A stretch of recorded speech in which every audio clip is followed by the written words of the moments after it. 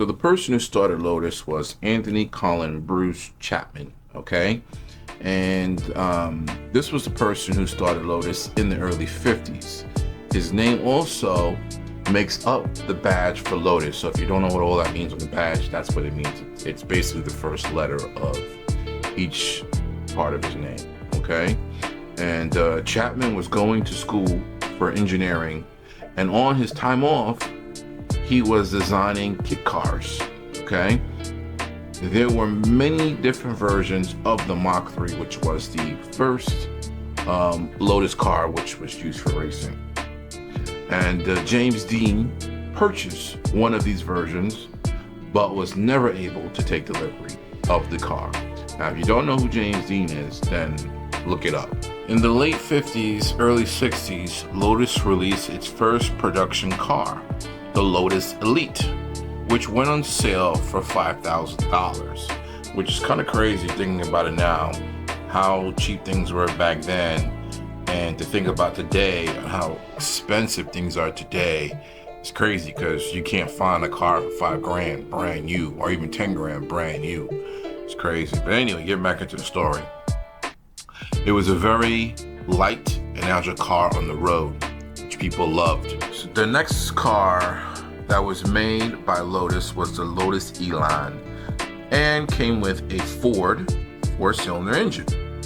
Lotus decided to enlarge the motor and then recalled all the cars that were sold to put the new motor in.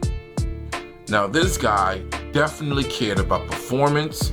He definitely cared about how his cars handled and what people thought about his cars. So you can definitely say he had passion.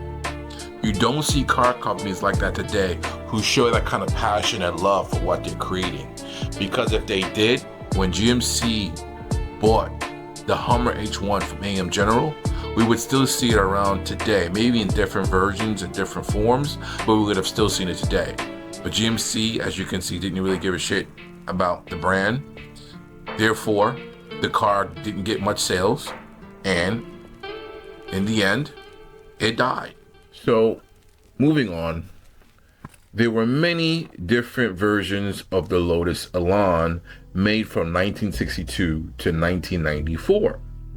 Now, the different Lotus Elan models were the Elan 1500, 1600, S2, S1, S3, S4, the Sprint, and then the Lotus Elan Plus 2, the Lotus Elan M100, and then the Lotus Elan concept car, which from my knowledge, I don't think ever really came to market. So the next car we're talking about will be the Lotus Cortina. In 1963, Ford and Lotus teamed up to make the Lotus Cortina. In 1967, Lotus gave up design control of the Lotus Cortina and let Ford take control of building the Cortina. So basically, what that meant is they were sending the parts and everything to make the Lotus Cortina, okay? And then Ford was building them and shipping them out with their Lotus badge on the car. What I don't like about this venture deal between Lotus and Ford was that towards the end, from what I understand, Ford was passing off cars as their own and not really giving Lotus much credit for what they have done for that car, which to me seems very dirty and underhanded. And I think if you're going to do business like that, you should have more integrity. I see that with the business they did with Mr. Tata, they did pretty much the same thing. Now, if you could look up that business deal between Ford and Mr. Tata, and you will understand what I'm saying. But if you're going to do business the right way. Regardless of who does business dirty, you shouldn't do dirty, and you should have more integrity. But I don't expect much from Ford. But the Ford Cortina is a nice car. This next car is the Lotus Europa, which was made from 1976 to 1977. So the Lotus Europa has Lotus amazing suspension system for on-road and off-road use. Amazing handling, the Lotus suspension, okay? And it came with the Citroen Maserati suspension. Now I know that's confusing, so let me explain. Citroen is a French company and Maserati is an Italian company. But in 1968, Citroen purchased Maserati and then they became one company. But they still hold their separate names, just so you understand. So this car I will be talking about will be the Lotus Elite. This is the second version of the Lotus Elite, okay? And it came in a Type 75 and Type 83. Now, the first version that I spoke about was from 1957 to 1963. The second version is from 1974 to 1982. And this Lotus Elite was the second version of the Elite. Where the first version was more of a two-seater, this second version was more of a sports car, kind of like slash family car. And it came with 4 seats and a luggage area. It was kind of like a hatchback kind of concoction.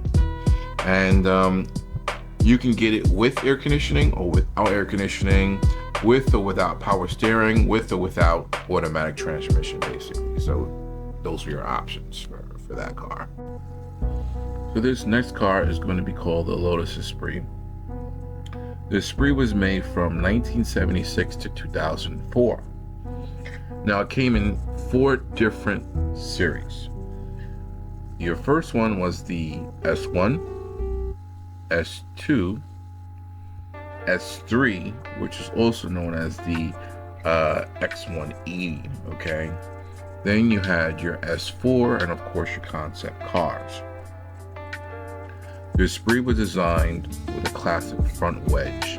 So it was a classic front wedge that basically you saw up until 2004 until the production of this car ended. And of course that wedge took on different shapes and, you know, to become relevant over the years, but it was the shape it had, the front wedge, okay? And also, it came with an engine that was a dry oil sump. Now, the dry oil sump is not really common in a lot of cars. They did that because of their racing heritage, of course. And also, they wanted the car to be able to take on Porsche and Ferrari, okay? Now, in 1986, GMC bought Lotus, okay? And once GMC bought Lotus, they put a lot of safety features into the car. We all know airbags and so on, so safety features, right? And they also tried to make the car more relevant, more updated as well when they came into 1993. 1993 is also the same year that GMC sold Lotus as well. And the Esprit ran until 2004, like I said already. Now, this car also is considered a James Bond car. As you all know, I love James Bond movies, and this is one of the cars that he had in the James Bond movies. So the next car we'll be talking about will be the Lotus Carlton. Now, the Lotus Carlton could equal or exceed the performance of many contemporary sports cars like the likes of Ferrari and Porsche, while also comfortably carrying 4 passengers. But it generated a lot of controversy when it came out. I would say because of the way it looked and its name, I don't think it really got a lot of love. So the next cars I will be talking about will be the Lotus Elise, that was made from 1996 to 2021. Where the Lotus Elise really shines is on the track, with a lot of turns and bends and twisties, because it's so light, this car, okay? And the car is very fast, very agile, with its 4-cylinder Toyota motor in it. Yes, 4-cylinder Toyota motor, okay? Now, the car is very light, as you know, okay? But what Lotus did is they made it even lighter and made a sport edition to this car, as if this car needed any more speed. However, they came out with the sport model, and the sports models were for the elites was the 220, 240, the 250, and then you had a cup model. The cup model was the 250 and the 260 cup models, and those were the last years that they made the Lotus Elise. The next car is the Lotus Evora that was made from 2008 to 2021.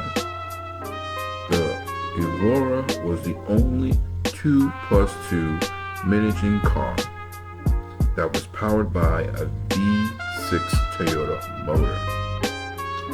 The Evora models are the Evora S, Evora 400, Evora Sport 410, Evora GT 430, Evora GT 410, and GT. This next car is the Lotus Emira, and it came out in 2022, and I believe it's only going to run until 2024, which is this year. It's going to be the last gas-powered Lotus, and this car basically replaced the Lotus Evora, okay?